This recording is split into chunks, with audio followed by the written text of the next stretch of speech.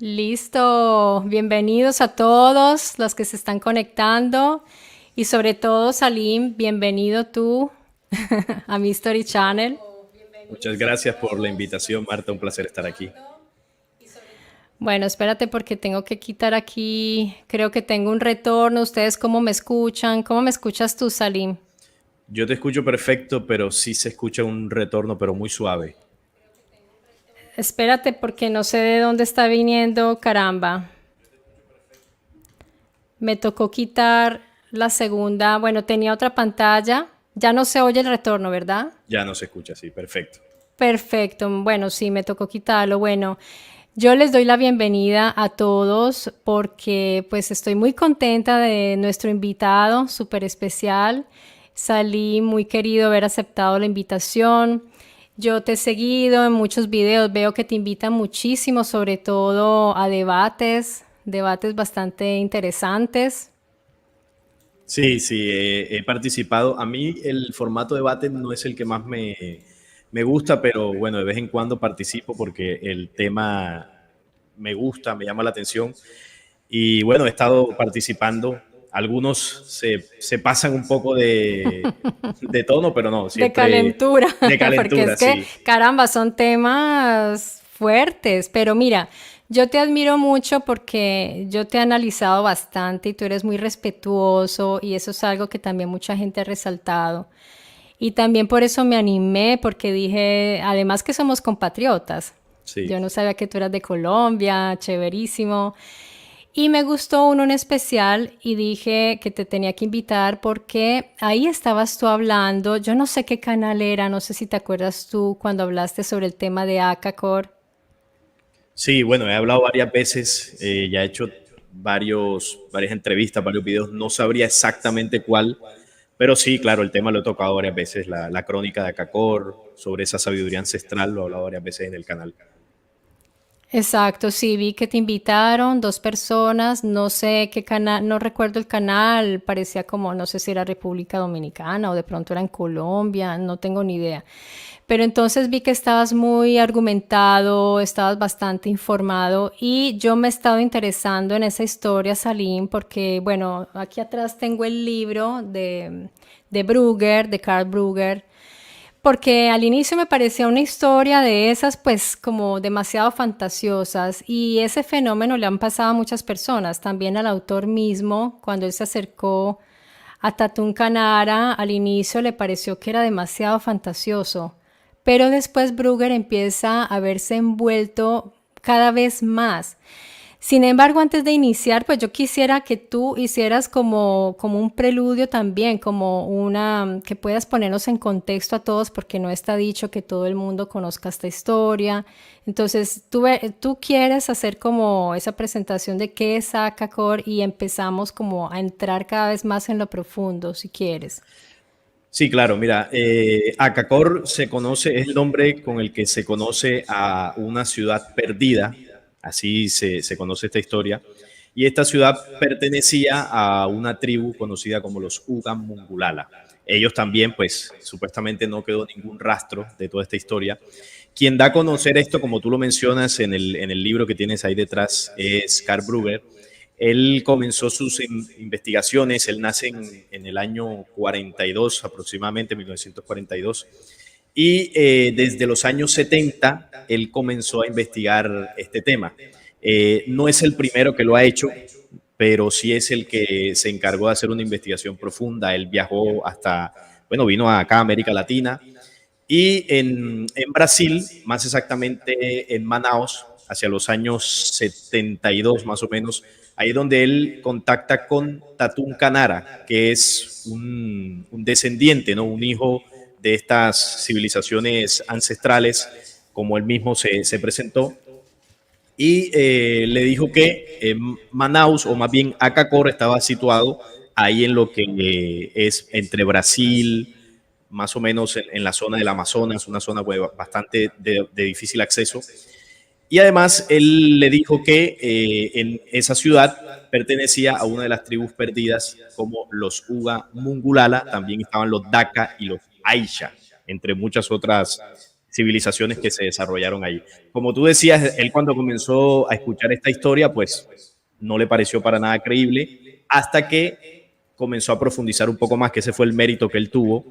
No rechazó la historia, sino que se dio a la tarea de venir varias veces, porque él viajó en algunas ocasiones para introducirse en la selva, conocer un poco más de la historia, ver algunos, digamos, un legado en piedra que quedó, bueno, algunas construcciones, varias cosas que él estuvo investigando, y así él se pudo convencer de la veracidad de la historia que le fue comentando el nativo, ¿no?, de esta zona, que voy a recordar el nombre, Tutankamara, allí en Manaus. Entonces, Tatunca, Tatunca, eso sí. Tatunca, ajá. Entonces, ahí es donde comienza toda esta historia y él eso lo recopila en un documento que es la Crónica de Acacor, que es la historia de Acacor. Además de él, otros investigadores se interesaron por la historia, ya en tiempos un poco más recientes, como Eric von Daniken, que es Exacto. famoso por la investigación de los alienígenas ancestrales. Y él se interesó por esta historia porque allí se habla precisamente de dioses antiguos que tuvieron contacto con los Uga Mungulala y otras tribus y les dejaron un legado de conocimiento, les dejaron un legado en construcciones, en ciudades subterráneas. Y bueno, ellos también comenzaron a investigar esto, encabezados por von Daniken.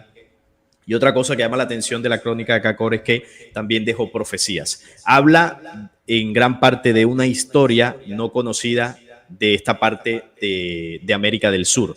Nosotros conocemos la historia oficial que viene del viejo continente, ¿no? De allá se nos cuenta la historia, pero es muy poco lo que incluso acá en Latinoamérica conocemos sobre nuestra verdadera historia antes de 1492 del proceso colonizador. Entonces la crónica de Acacor nos entrega mucha información sobre esa historia previa y bueno, entre muchas otras cosas nos ayuda a entender que no éramos bestias como se nos hacía creer o completamente pues subdesarrollados en ese proceso cultural. Aquí ya había un proceso cultural, aquí había un desarrollo, aquí había un conocimiento que la crónica recopila pues hasta cierto punto. Entonces, básicamente eso como para introducir. Excelente, Salim. Yo te quería recomendar porque a veces de pronto yo puedo ser dispersiva, entonces tengamos en cuenta unos puntos importantísimos que tú tocaste, que es esa parte de la arqueología nuestra que, digamos, irónicamente nosotros mismos no la hemos explorado lo suficiente, sino que se ha ido dando a conocer en libros como Daniken, como esos de Daniken, y otros autores como también Hancock, ¿cómo se llama? Graham Hancock y otros, donde se ha expuesto realmente todas estas historias acerca de las ciudades subterráneas, que además se van a conectar con el caso de todos esas galerías subterráneas que descubrió Morix, ¿te acuerdas? Allí en Ecuador, todo eso se va a conectar y es bien interesante que no le quitemos el ojo de encima a eso y luego vamos a regresar a esto que también bueno, vamos a ir profundizando. Yo quería contar un poquito la historia de ese encuentro entre Brugger y Tatún Canara, si te parece, porque es Sí, que claro. ahí hay muchas intrigas y vamos a ir viendo cosas bien interesantes también. Está esa historia que tú dices que luego vamos a regresar a lo que es la parte legendaria, a esa parte antigua que es muy importante aquí. Pero no quiero perder de vista lo que sucedió allí, porque resulta que cuando Brugger llega a entrevistarse con Tatún Canara, mira que al inicio pues él dijo, no, este tipo está delirando, esto es muy carretudo, es muy exagerado. Sin embargo, ellos organizan una expedición, porque hicieron varias, y en esa expedición se le voltea la canoa literalmente al fotógrafo, a Brugger y a todos los que estaban allí, y se bañan los equipos, las cámaras fotográficas. Entonces Brugger se enoja mucho y dice, no, yo me devuelvo, yo me voy. Sin embargo, mira que Tatún Canara se quedó ahí y estaban a pocos días de llegar a Acacor.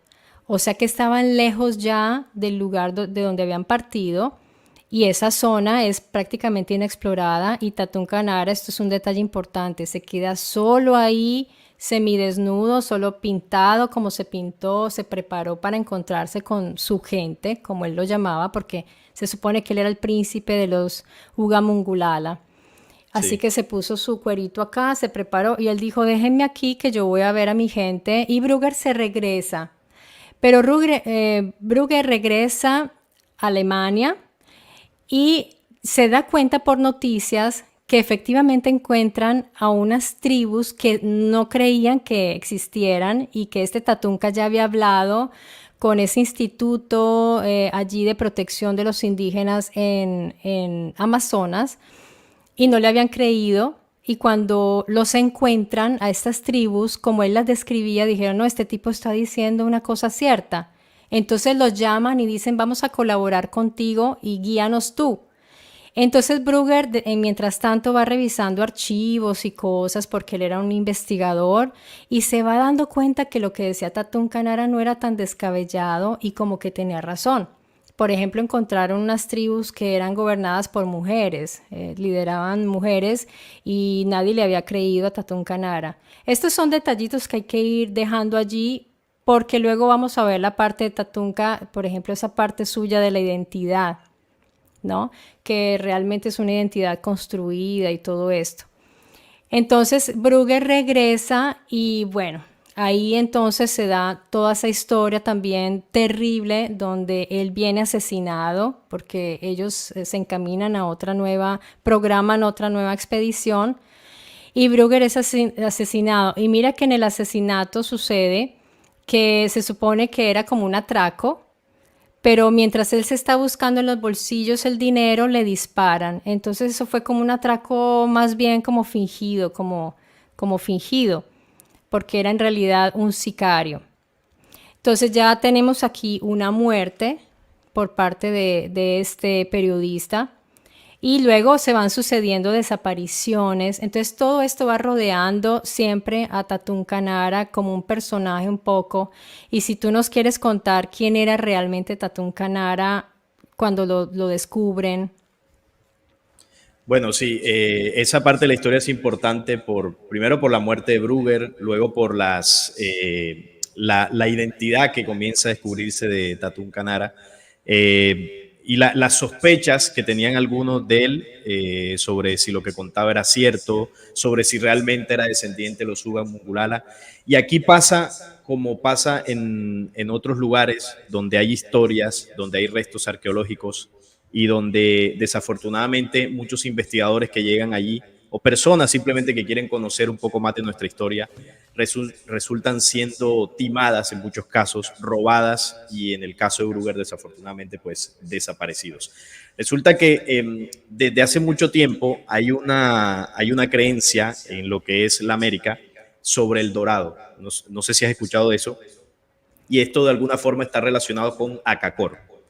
Entonces, desde tiempos ancestrales se está buscando el dorado para robar la riqueza, supuestamente que hay objetos mágicos en esa ciudad perdida.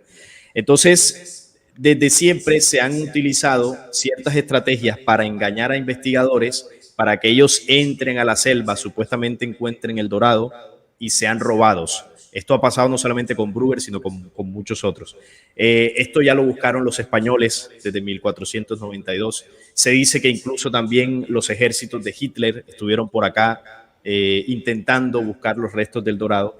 Y es muy probable que Tatún Canara haya sido uno de estos personajes que conoce muy bien la historia de Acacor o la conoce hasta cierto punto, que logra convencerte y cuando ya él nota que puede sacar algo de ti, en este caso de Brugger, pues simplemente engaña.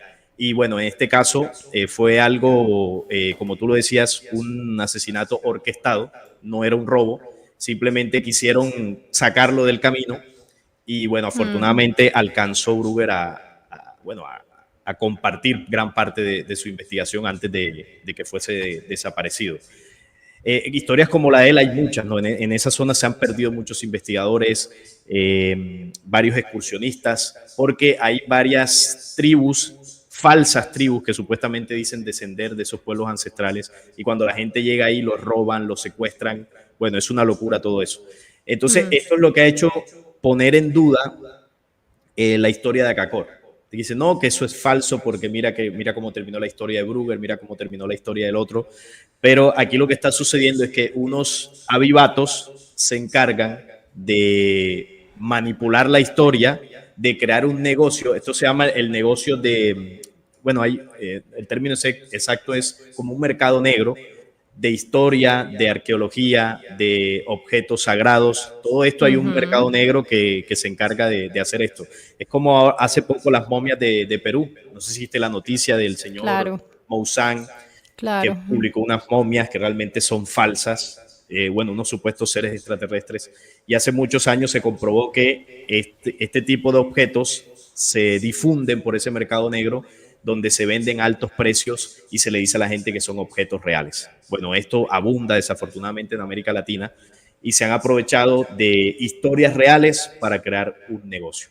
Y Brugger, bueno, seguramente fue víctima de esto, ¿no? Bueno, eso que dices tú, yo quería darte a conocer este comentario. Mira qué interesante de este inscrito al canal que quería compartirlo con todos y creo que él está aquí en el chat precisamente, que me gustó mucho este comentario, Salim, porque dice, mira, una historia fascinante aquí en Brasil, él está en Brasil. El usuario es Ovo Frito. Dice, aquí en Brasil, especialmente en Manaus, capital del Amazonas, nadie habla abiertamente de esta historia porque temen la biopiratería, la minería ilegal de piedras preciosas, la esclavitud y la explotación sexual de los indios nativos, la corrupción, el encubrimiento, sobre todo en aquella época de los nazis también escondidos por crímenes de guerra. Esto es real, hay pruebas de esto. Hans Günther Hauck es el verdadero nombre de Tatún Canara. Y él inventó esa historia de Akakor, dice este usuario, para motivar a turistas inocentes a financiar sus búsquedas de piedras preciosas, además de ser citado, bueno, todo esto que sucedió por biopiratería. Entonces, mira, yo creo que hay un poco de todo aquí, como decías tú, como bien decías tú, Salim. Hay en parte sí hay corrupción y vimos también pues que hay hubo un acto criminal allí también, de manera que, pero algo que me llama mucho la atención es, por ejemplo, cosas que contó Tatún Canara respecto a estas ciudades subterráneas, todo lo que empezó a salir después que fue emergiendo. Por ejemplo, si nosotros vemos con esta tecnología nueva, LIDAR, creo que se llama LIDAR, ¿no? Están empezando a surgir todas estas ciudades que están escondidas bajo la forestación, bajo la selva, y no se ha ido como a hacer investigaciones serias acerca de esto. Poco a poco ya se ha ido descubriendo con estos escaneos que hacen desde lo alto. Ya se han empezado a ver estas ciudades. Entonces, hay cosas que son ciertas allí, seguramente. Pero a mí me llama mucho la atención cómo este personaje, que ya sabemos que es un alemán, que pues él de todas maneras se escapó de Alemania porque abandonó la esposa, los hijos, él tenía su historia ya en Alemania. ¿Cómo se enteró él también de esa parte mitológica que no es tan fácil? Por ejemplo, él habla acerca de ¿cómo se llaman? Desastres tremendos que Las acabaron con la catástrofes. humanidad. Estas catástrofes, gracias, que en varias ocasiones, hubo una primera, una segunda, terminó prácticamente con la humanidad eso es real porque se han encontrado ya pruebas geológicas, pruebas arqueológicas de esto. ¿Cómo se podría enterar esta persona? Yo sé que él era buceador, me parece que él era un buceador de profesión, pero conocer tan a fondo también esas culturas, además que él era muy respetado por los indígenas, lo tenían como un líder, siendo que él no era parte de esas etnias. Sí, mira que era en parte lo que te comentaba ahorita, el auge de estos descubrimientos ancestrales de objetos con supuestos poderes mágicos después de la Segunda Guerra Mundial fue muy fuerte porque los ejércitos de Alemania, que bueno, sabes que esto no se puede mencionar mucho por YouTube, Claro. estaban en búsqueda de esos artefactos místicos encabezados por su líder, ¿no? El señor del bigotico, Ujú. Entonces, en Alemania era muy conocido ciertas sabidurías ancestrales para precisamente buscar esto. Se buscaron en Egipto, también en Europa y también vinieron por acá a América del Sur. Estuvieron por Argentina, pero también estuvieron más al centro de Sudamérica, en Brasil.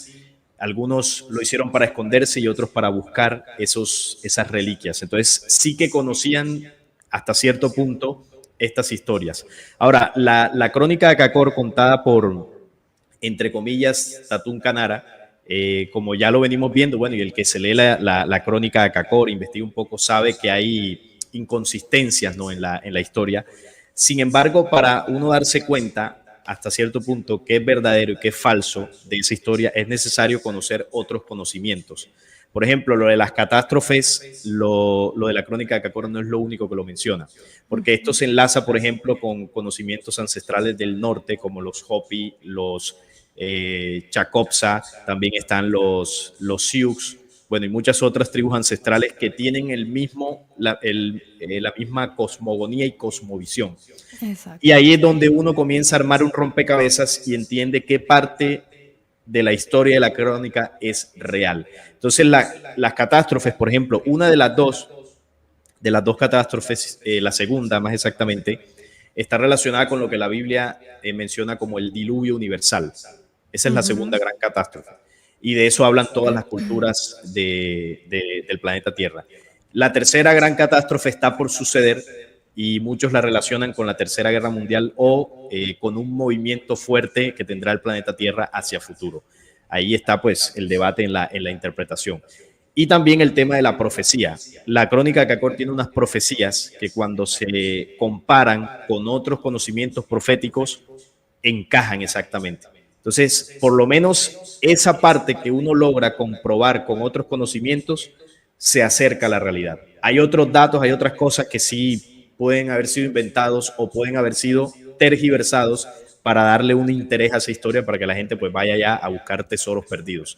Desafortunadamente eso ha sucedido.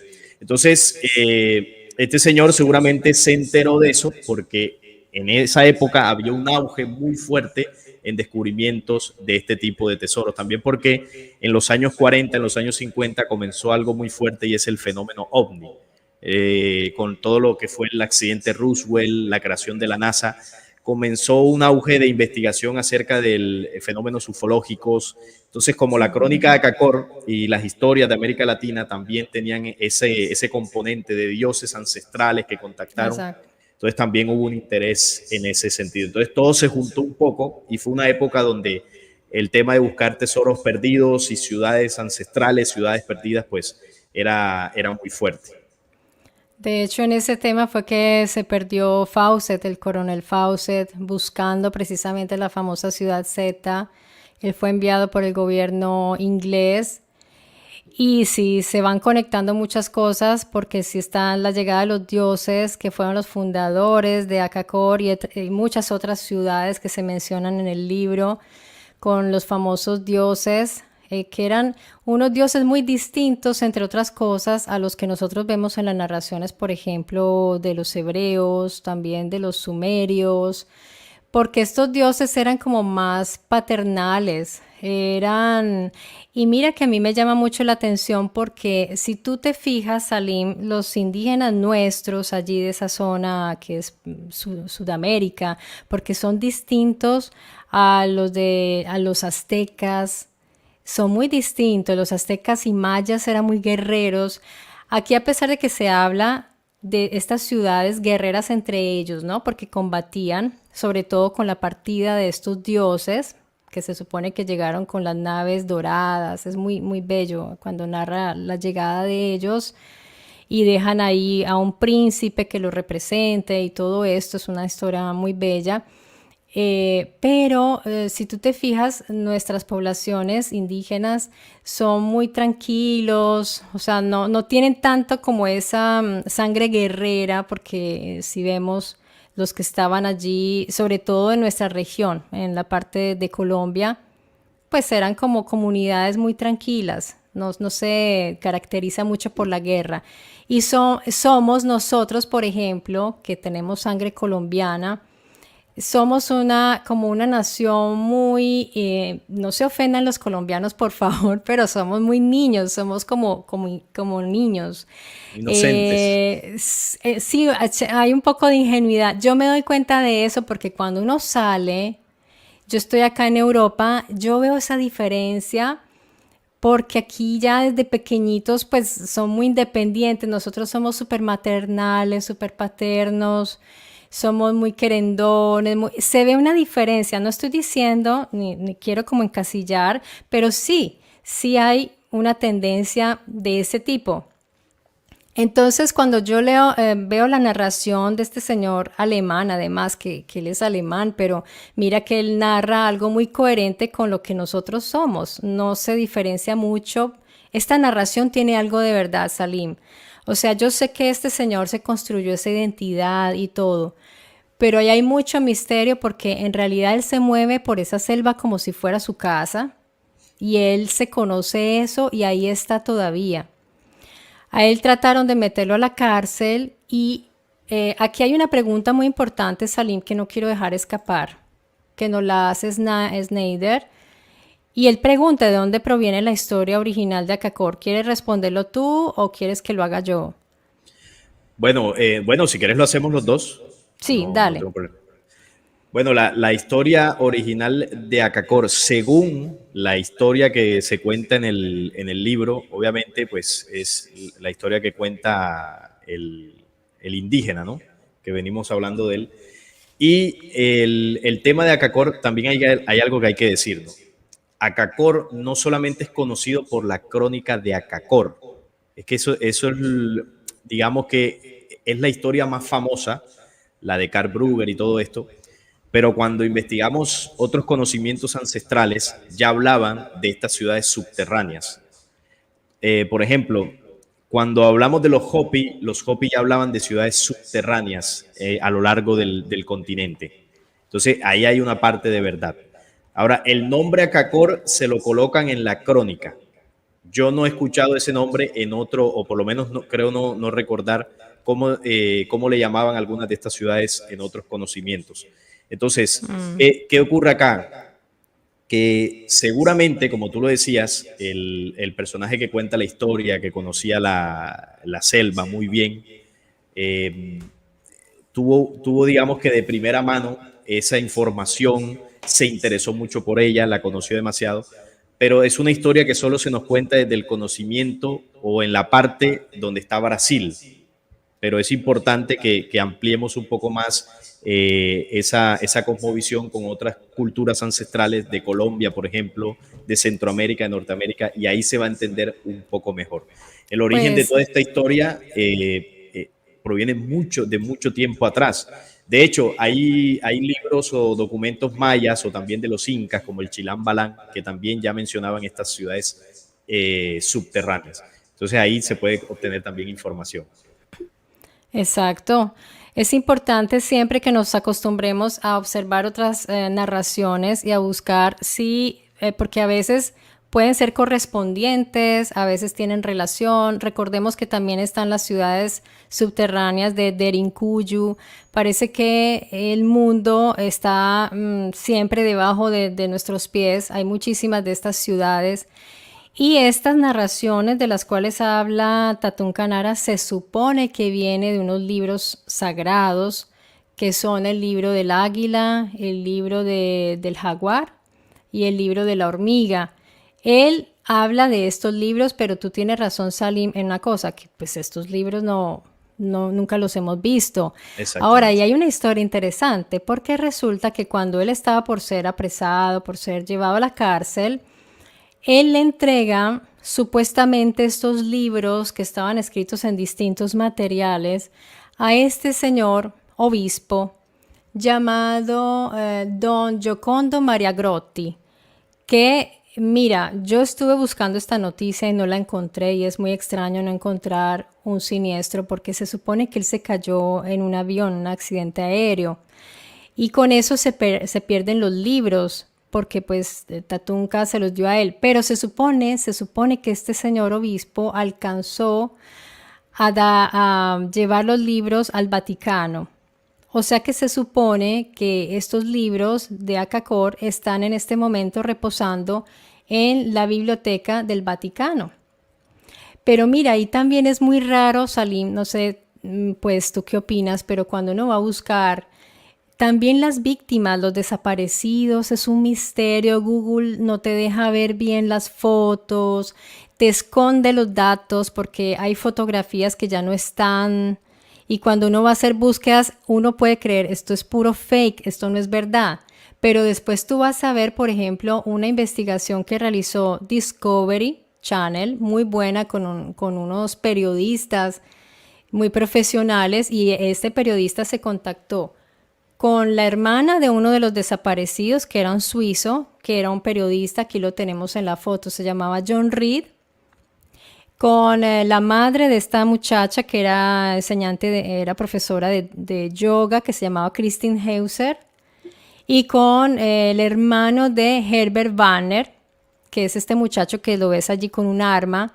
A Herbert Banner, mira, sucedió una cosa tremenda porque ellos armaron una expedición con Tatún Canara y otra señora que también estaba con ellos. Y la señora cuenta que este Herbert se les desapareció en algún momento y Tatunca dijo, pues yo no me puedo ir sin él, tengo que ir a buscarlo, pero ella escuchó un disparo. Después regresa Tatunca y dice, no, nos vamos los dos solos porque este muchacho no viene con nosotros. La señora dice, pues tuvo que haberle disparado él. Pues encontraron el cuerpo del muchacho con una bala en el cráneo. Lo encontraron mucho tiempo después.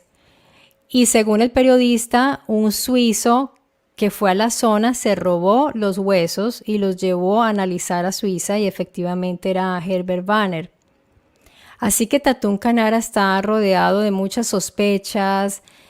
A él lo tenían que haber investigado, pero lo soltaban siempre. ¿Y sabes por qué lo soltaban? Porque él en una ocasión salvó a unos militares que se accidentaron en una avioneta allí en el Amazonas.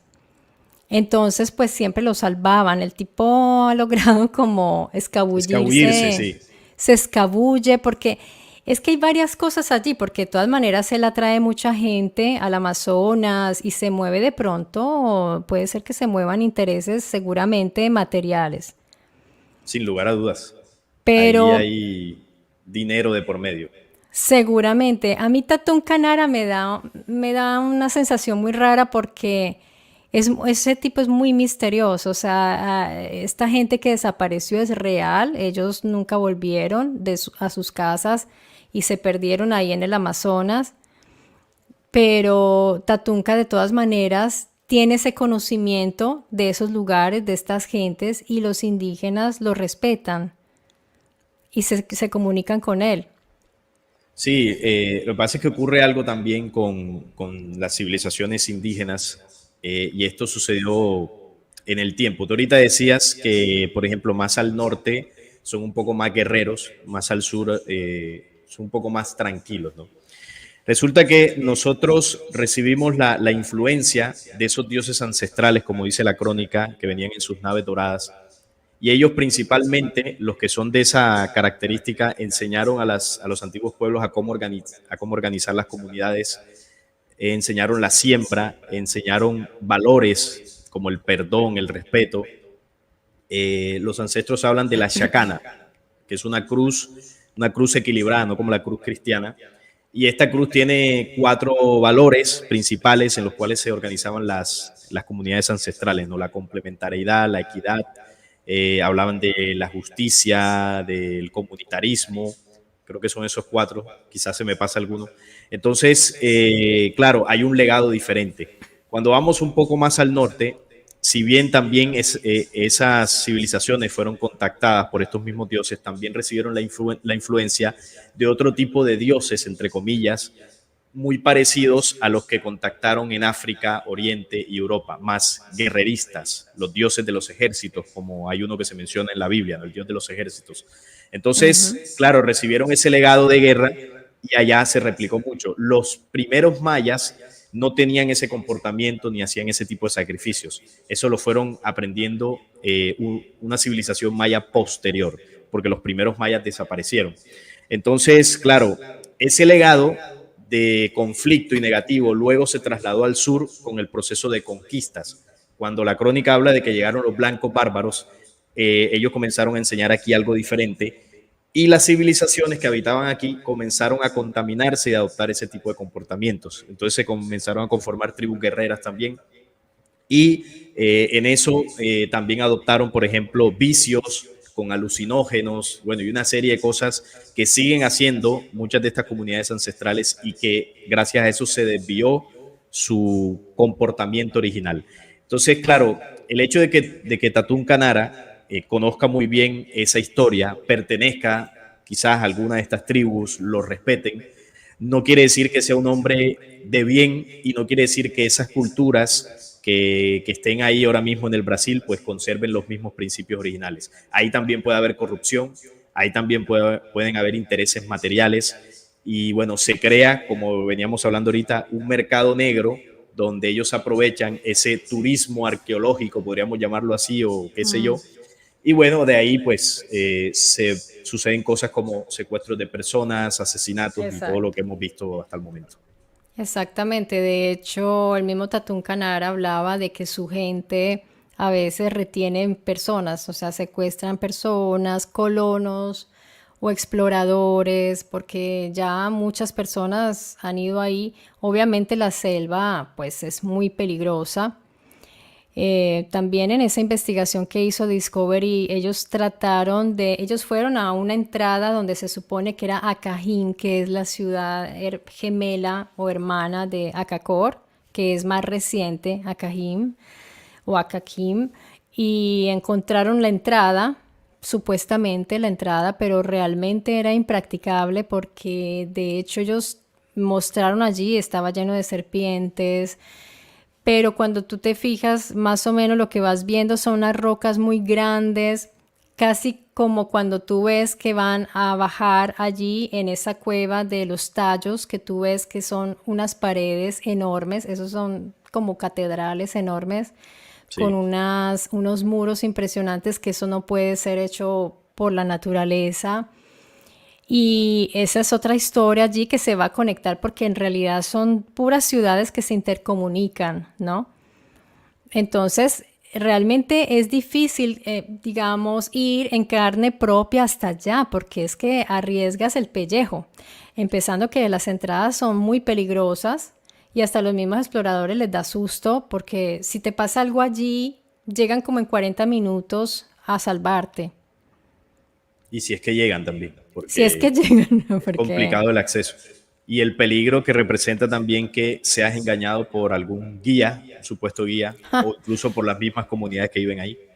Eso es peligroso. es que es un lugar que da miedo. Yo no sé, estos europeos pues de pronto llegan muy contentos allá a hacer su aventura y todo y no saben en lo que se están metiendo. Es un lugar muy peligroso y Tatún Canaraí se mueve como pez en el agua. Él todavía está vivo, porque por ahí vi un video, pero no le gusta mucho ya hablar con las personas. Pero él está ahí vivo y será pues también tendrá su protección allí porque no le ha pasado nada. Es parte ya de ese lugar. Entonces, la persona que escuchó ese disparo, de hecho, le dio miedo denunciar, ella se fue y nunca dijo nada. Y otra cosa ahí importantísima son la llegada de los nazis allí, de los soldados alemanes. Entonces, esa es otra historia de Tatunka que él dice que allí llegaron y residen 2000 soldados alemanes y todavía viven ahí, según él. Sí, eso es lo que se dice, que hay refugiados allí de Pues Alemania. han encontrado, por ejemplo, en el lado de Argentina, encontraron un refugio que muy probablemente sirvió para esconder soldados de allá de Alemania. Por ejemplo, en Brasil encontraron más de 1000 artefactos que pertenecieron a los nazis, documentos. Entonces uno dice, ¿por qué? Qué hace eso allí? Se lo encontraron a una persona pues que nada que ver con una persona que fueron a apresarlo a él, a meterlo a la cárcel y de casualidad encontraron esos artefactos allí. Entonces, Ellos seguramente fueron a esconderse a ese lugar porque es un lugar perfecto. Allá quien te encuentra, nadie. Nadie, nadie, estás en mitad de la selva. Pero recordemos también, Salim, y yo no sé si ¿tú qué opinas de esa curiosidad y esa obsesión tan fuerte que tenía Hitler hacia lo oculto, hacia también lo ancestral de tantos lugares? Porque él mandaba a sus soldados a todas partes, los mandaba a Medio Oriente, pero también se supone que los mandó al Amazonas. Y hay pruebas, porque han encontrado submarinos, han encontrado... Sí, es que, mira, a diferencia de lo que se cree, por lo que la historia oficial cuenta, eso que él hizo, ¿no? Del holocausto en contra de un pueblo en concreto, la historia como se cuenta no es tan así. Hitler pertenecía a ese pueblo y se dice que incluso se le consideraba como un gran rabino dentro de ese pueblo. Y la gente se pregunta, bueno, pero hubo muchos desaparecidos, asesinaron muchas personas de ese pueblo, y sí, pero ese fue un sacrificio que ellos hicieron porque muchos de los que fallecieron en esas cámaras eran mezclados de esa raza, lo que ellos llaman los cerdos, que son hebreos, pero mezclados con otras culturas, otras razas de Europa, y que ellos no consideraban puros. Entonces, digamos que eso lo hicieron para hacer una limpieza de su raza, para purificar su raza, según ellos. Hitler, al ser de esa cultura, tú sabes muy bien que ellos son muy devotos de lo que es la cábala. La cábala es un conjunto de conocimientos Sí. místicos que les fue entregado desde el tiempo de su Dios. Comenzó a entregárselo desde Abraham hasta los profetas, Moisés, y bueno, eso se fue compilando en una serie de conocimientos y documentos, uno en general conocido como la Cábala, pero dentro de eso también está el Zohar, la misma Torá tiene conocimientos cabalísticos, y ellos siempre han estado en la búsqueda de ese conocimiento para fortalecer, digamos, toda la sabiduría ancestral que su Dios les legó. Entonces han buscado conocimientos desde la antigua Babilonia, ellos estuvieron exiliados en Babilonia, de allá trajeron conocimiento para su cultura. Ellos estuvieron en Egipto, de Egipto trajeron todo ese conocimiento ancestral y todo eso lo han ido acumulando en la Cábala. Entonces, claro, Hitler teniendo los medios para poder buscar más de estos conocimientos y artefactos que pudieran estar relacionados con esas magias, con esas dimensiones astrales, por eso enviaba a sus soldados, porque él creía que a través de estos conocimientos podía ganar el conflicto que estaba encendido en ese momento en el mundo. Y sí es cierto que a través de estas ciencias místicas ellos pudieron hacer ciertos procesos para ganar ciertas batallas, no ganar la guerra en general porque la perdieron, pero básicamente lo hacía por eso, porque estaba obsesionado con el tema de la cábala, porque pertenecía a esa cultura. Entonces, lograron, incluso se sabe que lograron conseguir algunos objetos arqueológicos para hacer sus experimentos, sus rituales, y bueno, eso poco a poco luego fue saliendo a la luz, pero era por eso, porque él pertenecía a esa raza.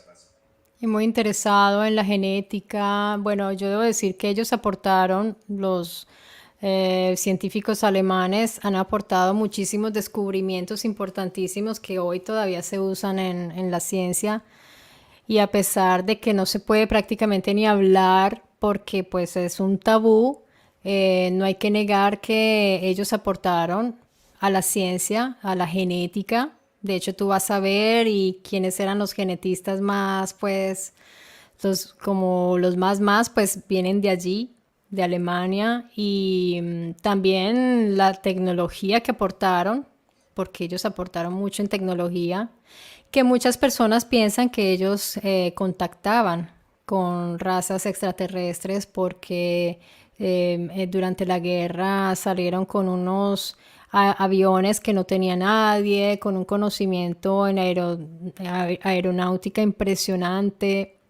Pues bueno, es un misterio que es bueno ahondar en eso también, sin prejuicios, porque a mí no me gusta tener prejuicios ni hacia un grupo ni hacia el otro, porque pues aquí no se trata de buenos y malos, sino de ver qué hizo el uno el otro y afrontar la historia como es.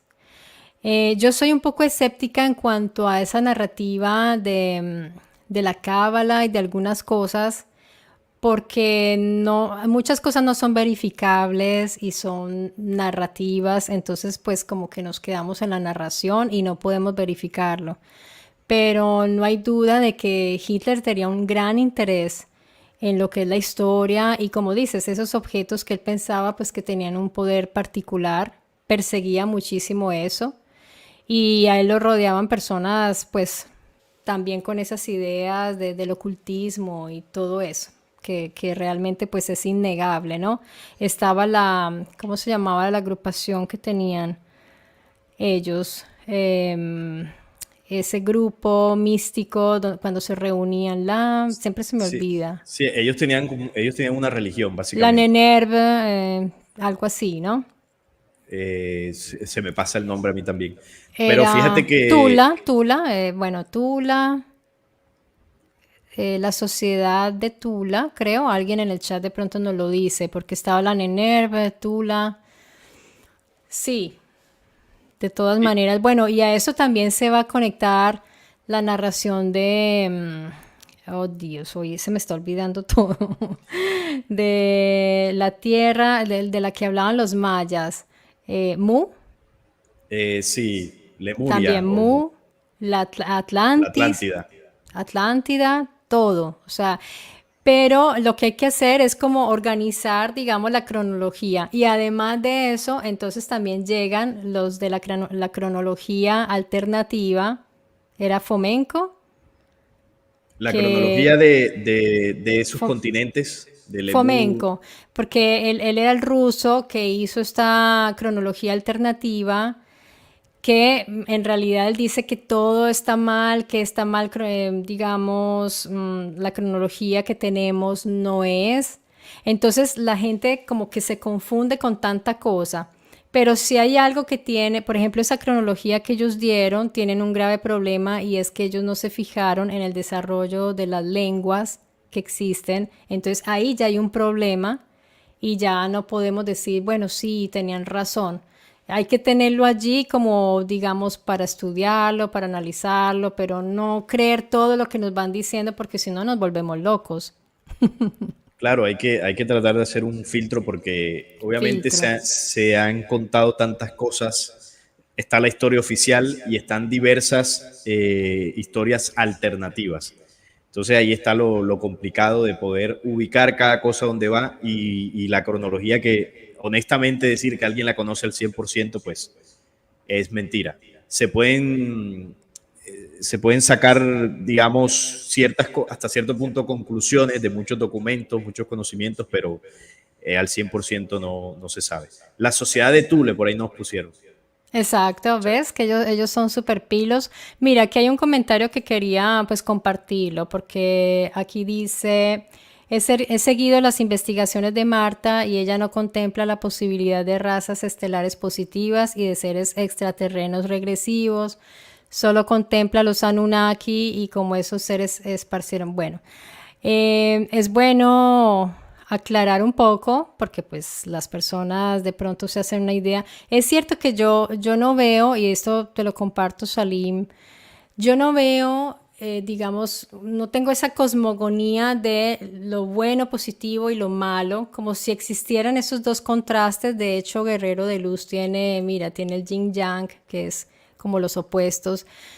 Yo pienso que no podemos reducir todo a positivo y negativo, porque si tú te fijas en esos llamados dioses, que sabemos que no eran dioses, sino que eran sujetos, eran reales, eh, pues tenían muchas características como tenemos nosotros. Nosotros tomamos decisiones que pueden hacer bien o mal a alguien, que pueden hacer daño o pueden ser constructivas.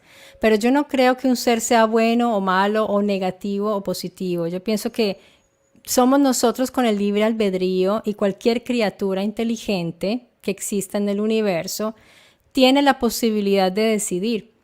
Y una criatura que tome decisiones negativas, entre comillas, o que hagan daño, también puede hacer bien. Sí, solo debe decidirlo. No creo que todo lo que hace es mal.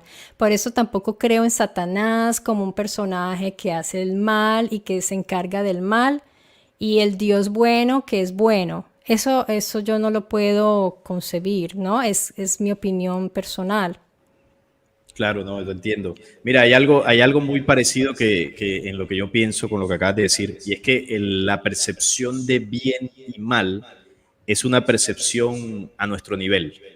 Cuando hablamos de la creación original, no existe esa dualidad de bien y mal. Existen otro tipo de dualidades que son naturales, por ejemplo, polos positivos o polos negativos, masculino, femenino, ese tipo de dualidades que son naturales para gestar la vida, eso sí existe, pero lo que no existe son esos dos bandos que se enfrentan para destruirse, lo bueno y lo malo. Entonces, en la creación original no existen dos caras de esa moneda, solo existe una sola.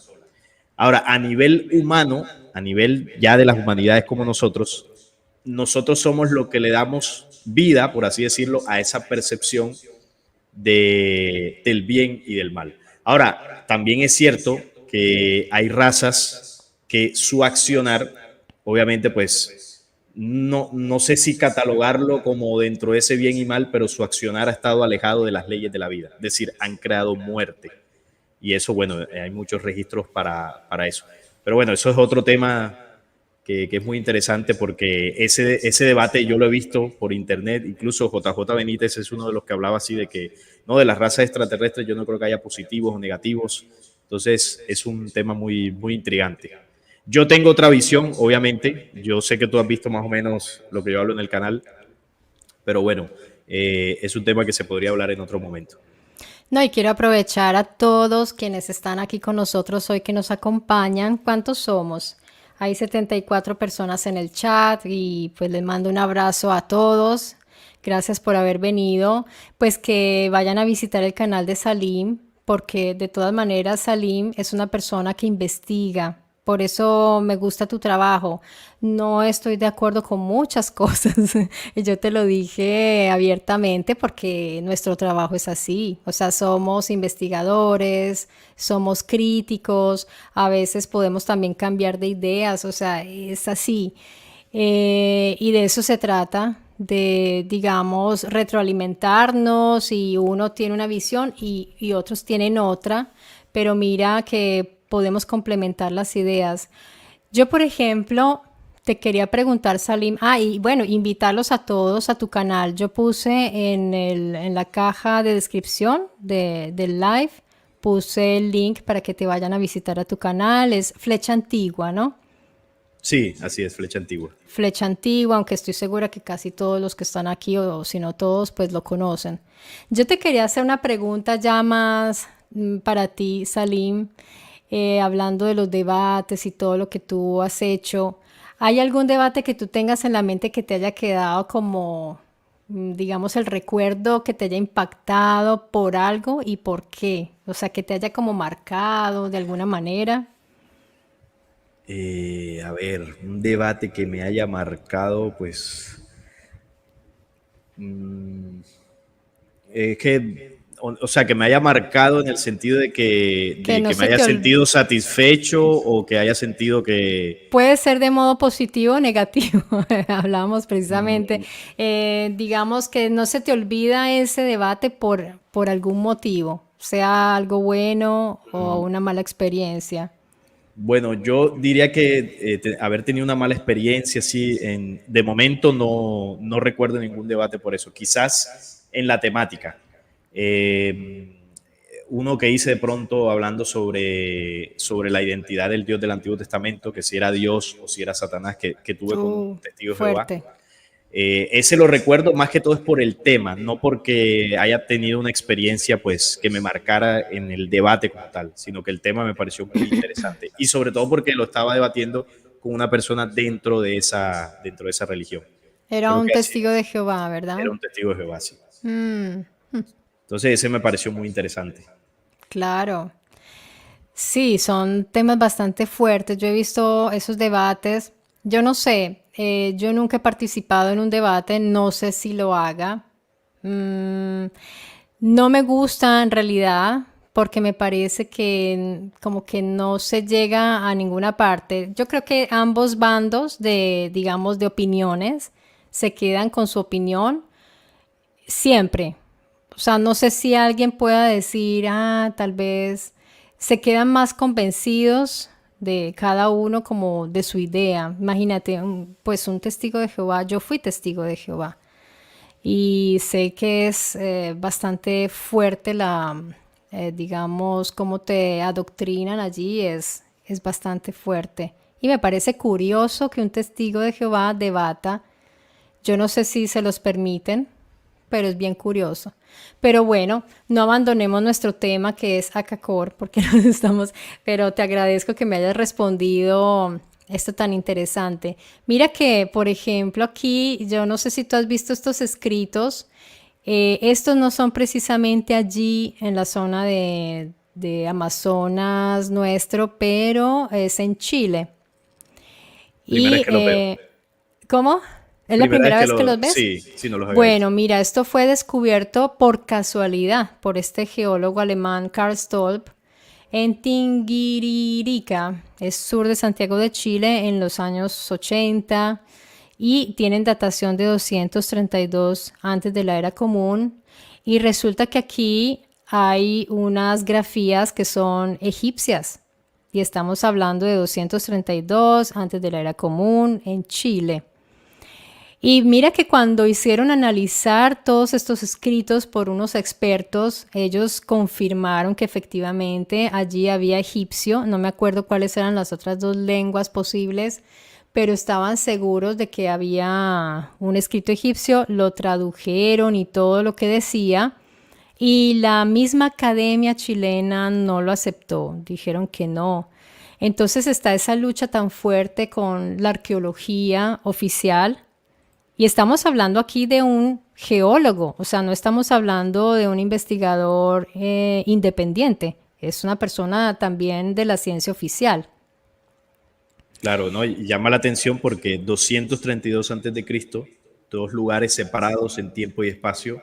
Imagínate, cuando se supone que no había ninguna conexión, pero bueno, ya en realidad, gracias a las investigaciones de gente que no se ha quedado con esa historia que nos han dado, formal, así como nos la han dado, han ido más allá y se han dado cuenta definitivamente que nuestro territorio fue visitado por los godos, por los egipcios, por los vikingos, una cantidad de culturas pasaron por allí. Lo curioso es que no les haya interesado como haber colonizado, ¿no? Haberse quedado. Sí, eso es raro, llama la atención. Lo que pasa es que antes de la venida de los españoles, y esto ya sabido, aunque en el colegio se cuente otra cosa, acá visitaron muchas otras civilizaciones. Solo que la única que vino con esas ansias de conquista y colonización absoluta fueron las tropas, ¿no? de Cristóbal Colón, que no eran españoles como tal. Los que vinieron con Colón eran hebreos expulsados de España. Vinieron algunos pocos españoles, pero la mayoría no eran. Vinieron de África también. Pero Mm. el principal cuerpo del ejército eran hebreos. Y bueno, y por acá vinieron con Colón, que tampoco era español, era genovés. Y ellos sí venían con la intención de colonizar. Las otras civilizaciones venían más como en un proceso de intercambio cultural. No se quedaron. Espérate, porque aquí están preguntando por tu canal, ¿cómo se llama? Pregunta Oscar. Flecha antigua, sí, así tal cual como Sí, lo colocó. Sí, efectivamente, Flecha Antigua. Es bien interesante la información que tú llevas a tu canal. Y bueno, Salim, de todas maneras, esta es tu casa. Cuando quieras regresar, pues aquí serás siempre bienvenido. muchísimas gracias a ti. Porque realmente me gusta mucho cómo llevas tú tus investigaciones, es bastante interesante y hay muchas cosas sobre las cuales estamos de acuerdo. Yo me acuerdo que yo me enojé contigo fue cuando hablaste de Biglino, porque para ¿Por mí qué? es un tema sensible. ¿Sabes por qué me enojé? Porque vi la miniatura y dije, no, ¿qué es esto tan terrible? Hiciste una miniatura pues tremenda. Cuando hablé de la supuesta estafa, Ay, de la que se le sí. acusaba. Oye, No, debemos hacer no, un pero debate por eso. no, pero yo hablé ahí bien de él. O sea, yo lo defendí en el sentido de que se estaba intentando desmeritar Sí. sus traducciones con algo de la vida personal de él. Exacto, yo Entonces, después, yo me dejé llevar por yo soy muy impulsiva y cuando vi la miniatura pensé que era todo lo contrario y no, después vi que sí, que tú realmente estabas, porque es que hubo como una narrativa ahí entre varios, pero no, tú estabas dando un punto de vista bastante coherente con la situación. claro, porque es que echar por tierra el trabajo de Biglino por una situación que él haya tenido no es justo. Entonces, eso se utiliza, sobre todo en el mundo cristiano, evangélico, religioso, para darle palos y decirle a sus creyentes que, mire, vea, un estafador o un supuesto estafador, miren todas las mentiras que dice de la Biblia, no le crean las traducciones, y eso no es así. El trabajo que él hace de traducir es real, es verdadero, y eso hay que valorarlo. Ya lo que él haga después de su vida personal, pues ya eso es de él. Por No lo vamos a supuesto. ensalzar como un dios, pero tampoco vamos a echar por tierra su trabajo. A mí Biglino me encantan las traducciones que hace. Sí, ¿has leído un poco de sus traducciones? Sí, claro. Claro, yo he hablado varias veces de él en el canal y lo que pasa es que él maneja muy bien todo lo que es el hebreo antiguo, las traducciones. Él y el otro compañero que él tiene, que no recuerdo cómo se llama. Con Mateo Corrías, ¿cuál? Porque él ha colaborado con tantos. Sí, pero hay uno que con ¿Pero el que tiene un italiano? canal de YouTube, creo que sí. Bueno, no recuerdo ahora mismo el nombre, pero hacen un trabajo excelente, claro. Muy buen Sí. trabajo. Él ahorita está muy concentrado con Mateo Corrías y hace unas investigaciones maravillosas. ¿Tú qué opinas de este comentario que dicen acá? En los debates de religión, al fin se habla de aire, no de hechos reales, porque ninguno puede convalidar. O sea, no se puede confirmar. Bueno, es que Es que eso yo tengo depende. seguidores italianos acá. Ah, un saludo para todos. Eso depende porque cuando hablamos de religión, sí, hay muchas cosas que se han manipulado, pero hay muchas otras cosas que son reales. Y no me refiero a que sean reales en el hecho de que sustenten una creencia o una religión, sino que hechos que sucedieron y que la religión los adoptó como propios. Entonces, es un tema muy profundo, muy complicado. Y yo entiendo que en los debates, como tú lo decías, y en eso estoy de acuerdo, no hay un ganador, porque cada uno va a defender su postura. De hecho, yo creo que en ese debate con el testigo de Jehová lo digo de entrada. Yo digo, pues yo no vengo aquí a debatir para ganarle a Frank. Yo vengo aquí Claro. para expresar un conocimiento y que la gente decida. Por, Exacto. porque en el debate se utiliza la dialéctica y el que sea más habilidoso en la dialéctica, pues es el que no va a ganar, pero va a dar la sensación de que manejó mejor el tema. Yo siempre he tenido la sensación de que yo tengo una metáfora en la mente de los debates de temas religiosos. Es como si fuera un partido de fútbol, pero sin pelota. Pero todo el mundo se la imagina. Y se hacen goles y todo, y celebran los goles. Yo tengo esa sensación, Salim, porque yo definitivamente sí me retiré totalmente de toda creencia hasta que no se confirme algo de que esa creencia, y todo se basa en supuestos libros sagrados.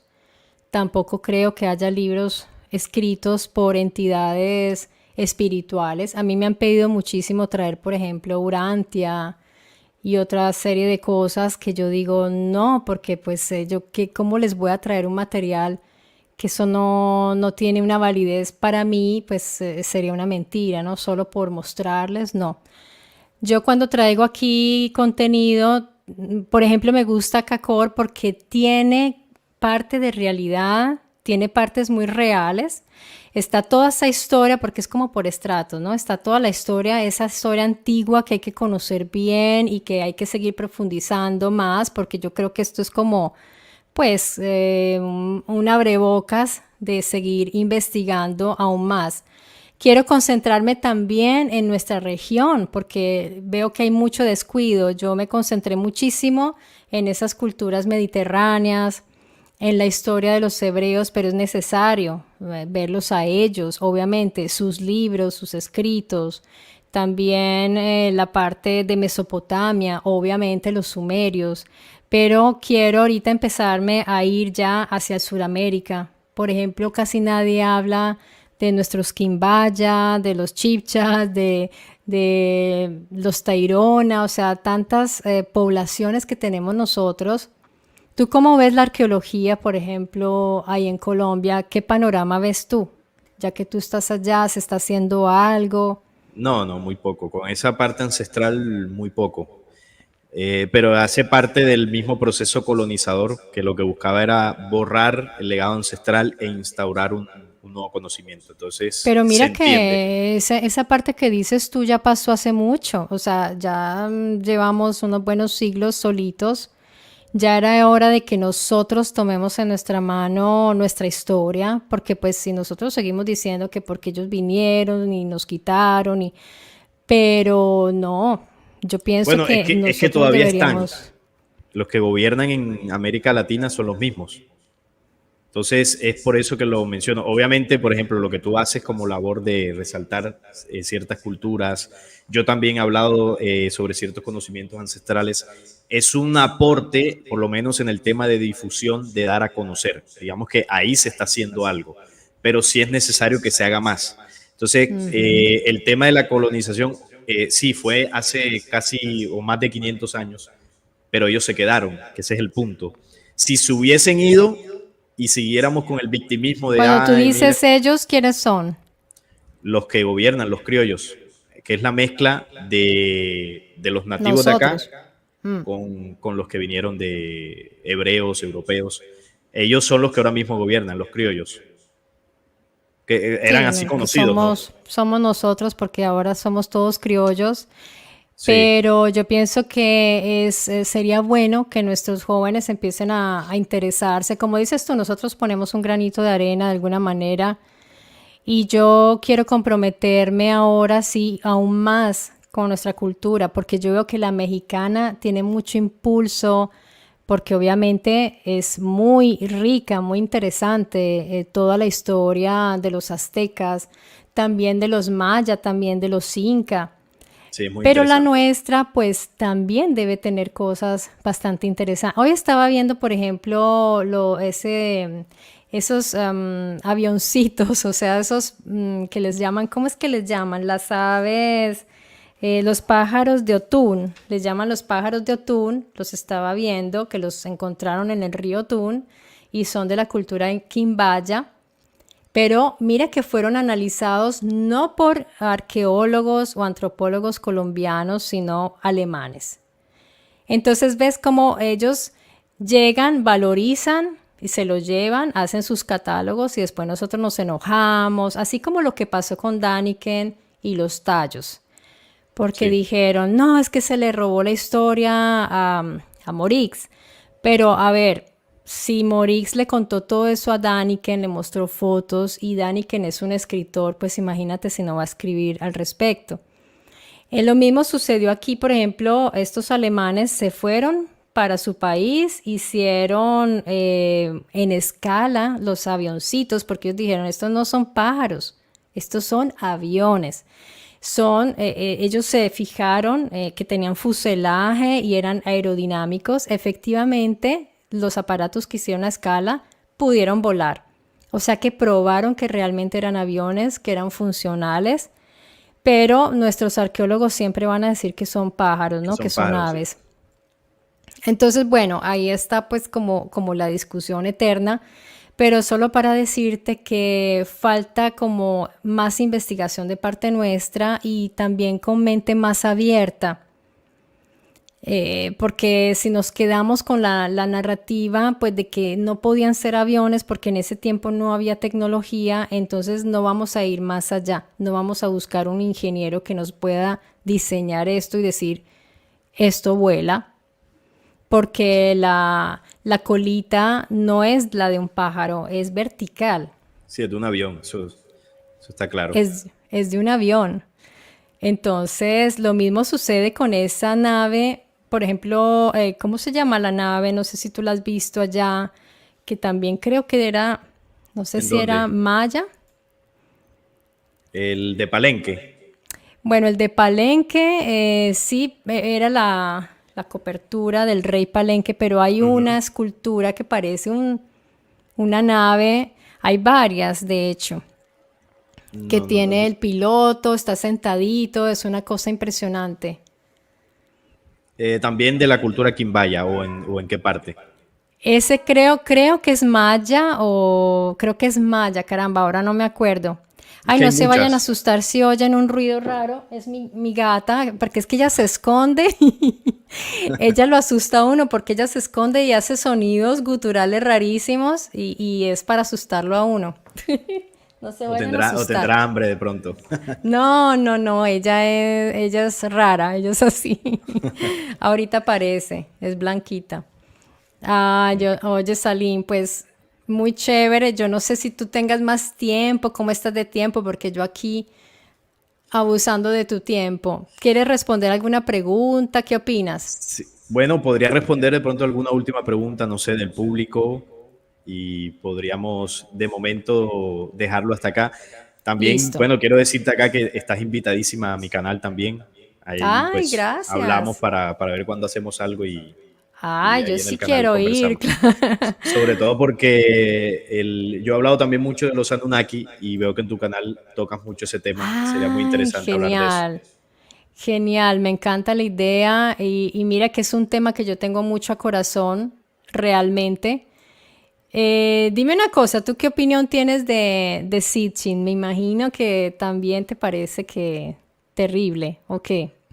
Bueno, está demostrado que cometió muchos errores en la traducción. Hay algo que yo le valoro a Sitchin y es que no sé si por casualidad o lo que sea, pero fue el que dio a conocer el tema de Anunnaki, por lo menos de manera más pública, porque no es el primero que habló de esto, pero sí el que lo popularizó.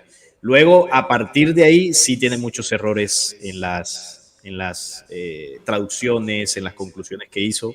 Y bueno, si bien algo se puede rescatar del trabajo, sí se puede rescatar cosas, pero no es la fuente más confiable de mi punto de vista para conocer de primera mano la historia de Naki. Ese sería un buen no debate, más un diálogo que me encantaría tener contigo si me invitas a tu canal Claro. respecto a Sitchin, porque es que Sitchin es una persona que hay gente que todavía como que no lo ha podido ubicar, sí, porque le han llamado mentiroso, o que se equivocó, o que exageró, o que esto, que lo otro. Entonces, a mí me parece genial poder como disipar un poquito esas dudas, que tú nos cuentes en qué se equivocó o en qué mintió, o no sé si fue según tú intencional, y luego pues lo que yo pueda aportar al respecto sobre Sitchin, porque pues yo lo he estudiado junto con los oficiales, con Kramer, Uh -huh. yo traje hace poco, recientemente, a varios, al menos tres sumerólogos confrontándolos con lo que decía Sitchin, pero de todas maneras la gente pues ya tiene esa imagen de él en la cabeza como muy configurada. Entonces Sí, ese es podría ser un que tema lo que bueno. pasa es que también hubo una fuerte campaña de desprestigio. Es decir, la campaña fue demasiado fuerte para lo que fue.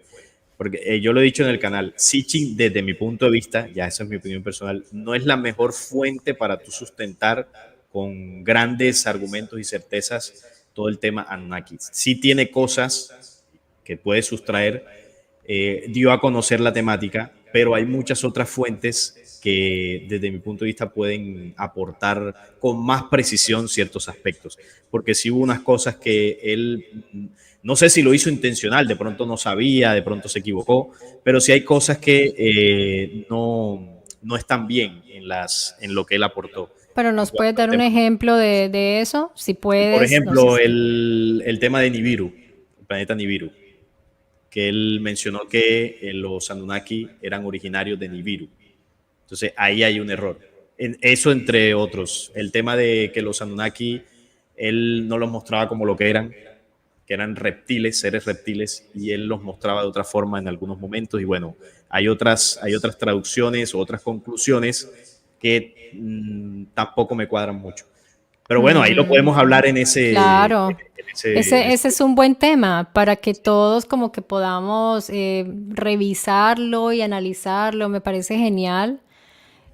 Más que en un tema en que estemos de acuerdo, porque entonces pues es muy plano y la gente dice, ah, bueno, me parece genial que en esto que los dos tenemos dos puntos de vista como distintos, Y quien quita, pues que de pronto yo diga, ay, pues sí, tienes razón, bueno, en fin, puede ser interesante y pues sí, muy chévere, Salim. Yo sí te aceptaría esa invitación, claro que sí. Claro, por supuesto, ahí estamos cuadrando y bueno, ahí miramos a ver cuándo lo hacemos.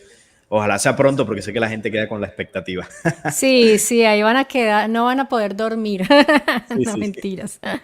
Ay, Salim, mira, yo te mando un abrazo enorme y bueno, no sé, me parece que no hay como preguntas acá, pero te están diciendo que hagas, por ejemplo, aquí dice, hablen con Gerardo Amaro. ¿Tú Bueno, conoces a yo Gerardo Amaro? no, alguna vez le escribí, pero no obtuve respuesta. Y él tiene un canal de De YouTube, sí, un canal de YouTube. Él es mexicano. Gerardo Amaro, ¿es sobre qué? Perdón, Él sobre... habla también de los Anunnaki, habla de reptilianos, habla de más o Ah, menos esos temas. Sí. entiendo, entiendo. Habla de los registros akáshicos, también lo escucho hablando de eso. Entonces debo conocer su canal. No sé cómo se llama, no se llama Gerardo Amaro, se llama ¿Ah, Gerardo Amaro, sí? sí, tal cual. Ok. Ah, bueno. Bueno, de todas maneras, Salim, pues yo creo que ya te dejo porque yo sé que tú te tienes que ir. Y bueno, que no sea la última vez pues que vienes por acá. No, por supuesto que no, ahí ya estamos en contacto y bueno, agradecerte por la invitación, agradecerle a toda la gente que estuvo ahí que estuvieron conectados y bueno, está pendiente un programa sobre los Anunnaki. Te envío un fuerte Eso. abrazo y que terminen de pasar un excelente día a todos. Gracias, Salim. Un abrazo a ti. Bueno, yo aquí te puedo remover. Chao.